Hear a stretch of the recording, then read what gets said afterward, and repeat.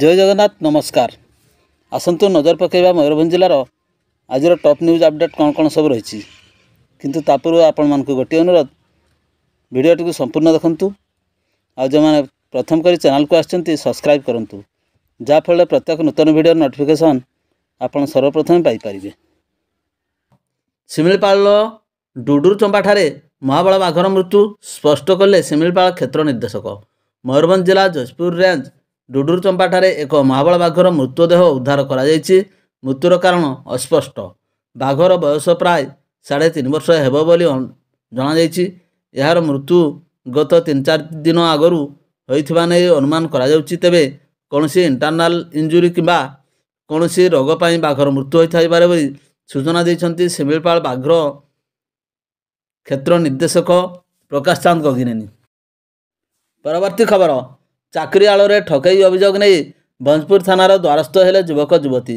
Medical चाकरी कराइदेवा आलोरे लाखाधिक टंकार ठकई होइछि। याकु युवक युवती माने निज अभियोग नहीं बारिपदा स्थित भंजपुर थानार द्वारस्थ होइछन्ति। एने गुरुवार 4टा समय बारिपदा भंजपुर थानार 200 रु ऊर्ध्व बेकार युवती युवक माने सेमानकर अभियोग थाना अधिकारी करुणाकर दास को जणाइथिले।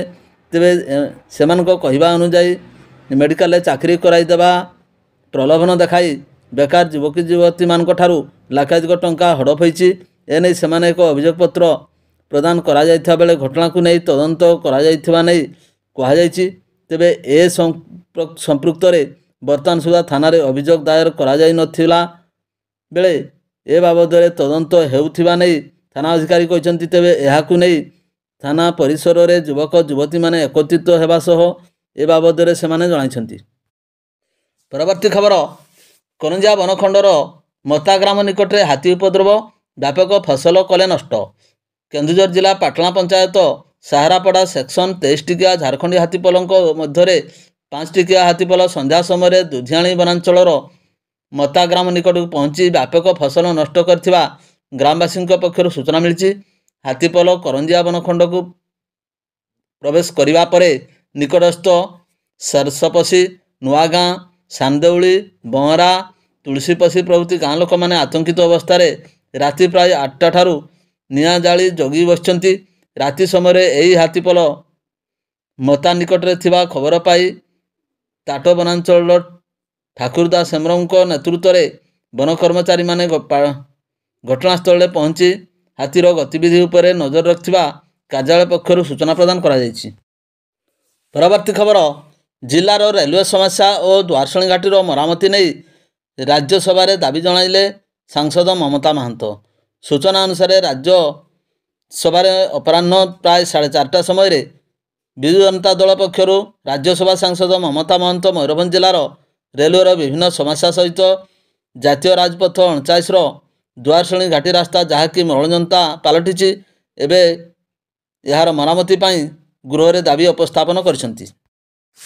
परवर्ती खबर बड़साई थाना अधीन हस्तचरण और हाथीबंधा ठारे चलीथिबा चरा देशी मद कारखाना उपरे अबकारी विभाग मिलित चढ़ाऊ छत्रभंग देले मद माफिया।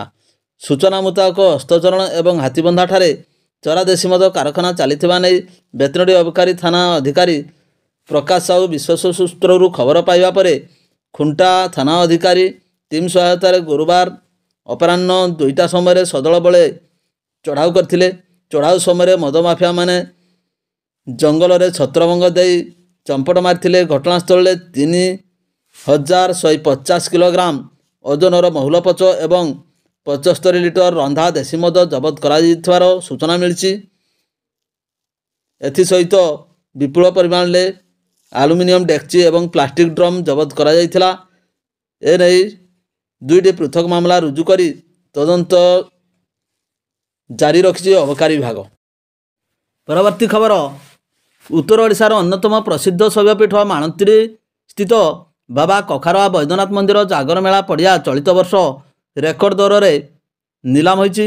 बड़साई ब्लॉक कार्यालय सम्मेलन कक्ष विडियो आकाश पण्डा पौरोहित अनुष्ठित निलाम प्रक्रिया माणत्री पंचायतर आंकपुरा ग्रामर अश्विनी बेहरा 19,07,100 टंकार मेला पड़िया निलाम नहीं। गत वर्ष माणत्री संजय पंडा 10,50,000 टंका रे निलाम नहीं। ସରକାରଙ୍କ ନିଲାମ ଅନୁସାରେ ସେହି ନିଲାମ ଦରର 10% ଅଧିକ ଦର ଅର୍ଥାତ୍ 11,68,970 ଟଙ୍କା ପ୍ରାରମ୍ଭିକ ନିଲାମ ଦର ସ୍ଥିର କରାଯାଇଥିଲା। ଚଳିତ ନିଲାମରେ ସର୍ବାଧିକ 53 ଜଣ ଆଶାୟୀ ଅମାନତ ଅର୍ଥ ଜମା କରିଥିବେ ଜଣାଯାଇଥିଲା। ତେବେ ପୂର୍ବ ପଟ୍ଟାଦାର ସଞ୍ଜୟଙ୍କ ଠାରୁ 100 ଟଙ୍କା ଅଧିକ ଡାକି ଅଶ୍ୱିନୀ ବେହେରା 19,07,100 ଟଙ୍କାରେ ମେଳା ପଡ଼ିଆ ନିଲାମ ନେଇଛନ୍ତି। ନିଲାମ ଅର୍ଥର 1/4 ମାଣତିର ପଞ୍ଚାୟତ ଏବଂ 2/3 ଦେବୋତ୍ତର ବିଭାଗକୁ ମିଳିଥାଏ। ନିଲାମ ଡାକରେ ମନ୍ଦିର ପରିଚ୍ଛା ପ୍ରଦୀପ କୁମାର ପଣ୍ଡା, ମାଣତିର ସରପଞ୍ଚ ସାବିତ୍ରୀ ସିଂଙ୍କ ସମେତ ବ୍ଲକ ଏବଂ ପଞ୍ଚାୟତ କାର୍ଯ୍ୟାଳୟର କର୍ମଚାରୀମାନେ ଉପସ୍ଥିତ ରହିଥିଲେ। ସୂଚନା ଥାଉ କି ଏହି ମେଳା ଶିବରାତ୍ରି ଦିନଠାରୁ 10 ଦିନ ବ୍ୟାପୀ ବସିଥାଏ। 1000ରୁ ଉର୍ଦ୍ଧ୍ୱ ଅସ୍ଥାୟୀ ଦୋକାନୀମାନେ ଏଠାରେ ପସରା ମେଲାଇଥାନ୍ତି। ଓଡ଼ିଶାର ନାମୀଦାମୀ ଯାତ୍ରାନୁଷ୍ଠାନ 8 ଦିନ ଧରି ନାଟକ ପରିବେଷଣ କରିଥାନ୍ତି। ମୀନା ବଜାର ଦୋଳିଠାରୁ ଆରମ୍ଭ କରି ମେଳା ଦୋକାନ ପାଇଁ ଜିଲ୍ଲା ଏବଂ ରାଜ୍ୟ ବାହାରୁ ବହୁ ଶ୍ରଦ୍ଧାଳୁ ଏଠାକୁ ଆସିଥିବାର ଦେଖିବାକୁ ମିଳିଥାଏ। ପରବର୍ତ୍ତୀ ଖବର, ନୂଷାଡିହିଠାରେ ଅନୁଷ୍ଠିତ ବାର୍ଷିକ କ୍ରୀଡ଼ା ଏବଂ ସାଂସ୍କୃତିକ କାର୍ଯ୍ୟକ୍ରମରେ ଯୋଗ ଦେଲେ ସ୍ୱତନ୍ତ୍ର ଉନ୍ନୟନ ପରିଷଦର ଉପଦେଷ୍ଟା ଡକ୍ଟର ଦେବାଶିଷ ମାରାଣ୍ଡି। ସାରସକଣା ନିର୍ବାଚନ ମଣ୍ଡଳୀ ଅନ୍ତର୍ଗତ ନୂଷାଡିହିଠାରେ ଏଭରଗ୍ରୀନ୍ ୟୁଥ୍ କ୍ଲବ ଅନୁକୂଲ୍ୟରେ ବାର୍ଷିକ କ୍ରୀଡ଼ା ଏବଂ ପ୍ରତିଯୋଗିତା ଅନୁଷ୍ଠିତ ହୋଇଯାଇଛି। ଅପରାହ୍ନ 5 ଘଟିକା ସମୟରେ ଏହି କାର୍ଯ୍ୟକ୍ରମରେ ମୁଖ୍ୟ ଅତିଥି ଭାବେ ଯୋଗ ଦେଲେ ସ୍ୱତନ୍ତ୍ର ଉନ୍ନୟନ ପରିଷଦର ଉପଦେଷ୍ଟା ଡକ୍ଟର ଦେବାଶିଷ ମାରାଣ୍ଡି। ଶ୍ରୀ ମାରାଣ୍ଡି ଏହି କାର୍ଯ୍ୟକ୍ରମରେ ଯୋଗ ଦେଇ ପ୍ରତିଯୋଗିତାରେ ଅଂଶଗ୍ରହଣ କରିଥିବା ବିଜେତାମାନଙ୍କୁ ପୁରସ୍କାର ବିତରଣ କରିଥିବା ଦେଖିବାକୁ ମିଳିଥିଲା। ପରବର୍ତ୍ତୀ ଖବର, ବେତନଟୀ ଥାନା ଇଲାକାରେ 10ମ ଶ୍ରେଣୀରେ ପଢ଼ୁଥିବା ଦିବ୍ୟାଙ୍ଗ ନାବାଳିକା ଛାତ୍ରୀ ଦୁଷ୍କର୍ମ ଶିକାର ହୋଇ ଗର୍ଭବତୀ ହେବା ଘଟଣାରେ ଥାନାରେ ମାମଲା ରୁଜୁ। ପୀଡ଼ିତା ଦିବ୍ୟାଙ୍ଗ ନାବାଳିକା ଏତଲା ମୁତାବକ ଅଭିଯୁକ୍ତ ସେହି ଗ୍ରାମର ଯୁବକ ଜଣକ ବିଭିନ୍ନ ପ୍ରକାର ପ୍ରଲୋଭନ ଏବଂ ଧମକ ଚମକ ଦେଇ ବାରମ୍ବାର ଦୁଷ୍କର୍ମ କରି ଆସୁଥିଲା। ଇତିମଧ୍ୟରେ ନାବାଳିକା ଗର୍ଭବତୀ ହୋଇଥିବା ବେଳେ ଦେହ ଅସୁସ୍ଥ ହେବାରୁ ଘରଲୋକେ ବାରିପଦା ଜିଲ୍ଲା ମୁଖ୍ୟ ଡାକ୍ତରଖାନାରେ ଦେଖାଇଥିଲେ।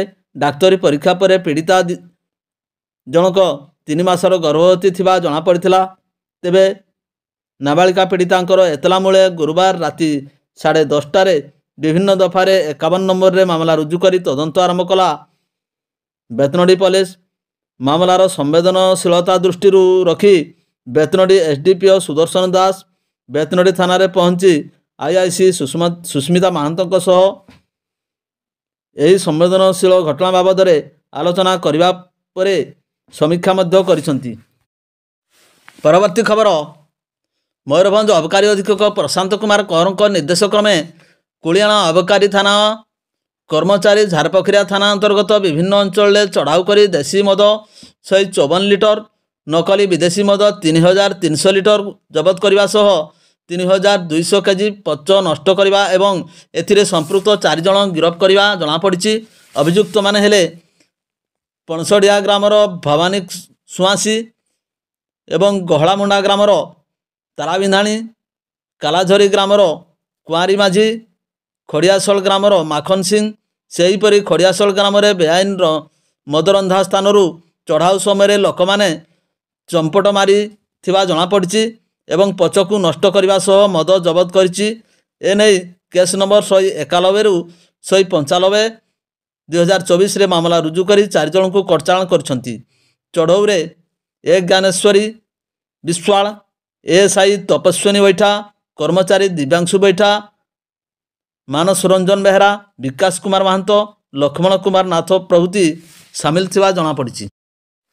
ପରବର୍ତ୍ତୀ ଖବର, ବଡ଼ସାହି ଥାନା ଇଲାକାରେ ଜଣେ ନାବାଳିକା ବୈଶିଙ୍ଗା ଥାନା ଇଲାକାରେ ନିଜ ମାମୁଁ ଘରେ ରହି ପାଠ ପଢ଼ୁଥିବା ବେଳେ ନିଖୋଜ ହୋଇଥିବା ଘଟଣାରେ ଗୁରୁବାର ରାତି 10ଟା ସମୟରେ ମାମଲା ରୁଜୁ କରି ପୀଡ଼ିତାଙ୍କୁ ଉଦ୍ଧାର ପାଇଁ ତଦନ୍ତ ଆରମ୍ଭ କଲା ବୈଶିଙ୍ଗା ପୋଲିସ।